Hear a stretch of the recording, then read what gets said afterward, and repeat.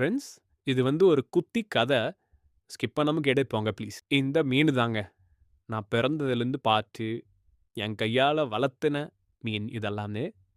பாருங்க, எல்லாம் ஒண்ணொண்ணும் ஒரு ஒரு கலர்ல இருந்ததா? கொஞ்ச நாளுக்கு முன்னாடி பார்த்தீங்கன்னா, ஒரு 4 வெரைட்டி கப்பிய வந்து நான் வந்து வாங்கல.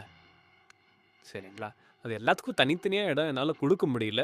அதனால வேற வழியே இல்லாம எல்லாத்தையும் ஒண்ணா போட்டேன். ஆனா, ஒண்ணா ஏன் போட்டேன் அப்படின்னு கேட்டீங்கன்னா, அது டிஃப்ரெண்ட்டா அது எல்லாமே கிராஸ் பிரீட் ஆயிடும்.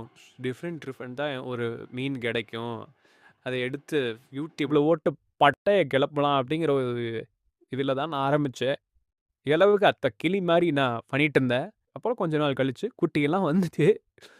ஆனா, அதுக்கப்புறம் கொஞ்ச நாள் கழிச்சு பார்த்தீங்கன்னா, எல்லாமே இந்த மாரி கலந்த கலவையா மட்டும் தான்யா இருக்கு.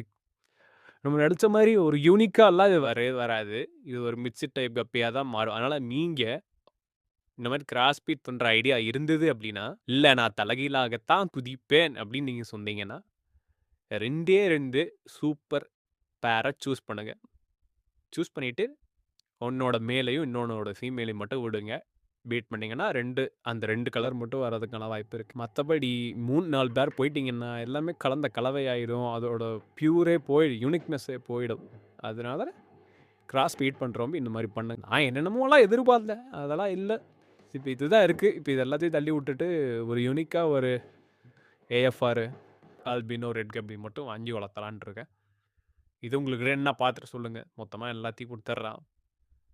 வச்சுட்டு நான் என்கிட்ட ஒரே ஒரு அண்டா தான் இருக்கு. அதில தான் ஏதோ ஒரு பேர் மட்டும் நான் ஏதோ ஒரு ப்ரீடு மட்டும் நான் கொண்டு வரலாம் அப்படின்னு பார்க்குறேன். சரி, லைக் பண்ணுங்க, ஷேர்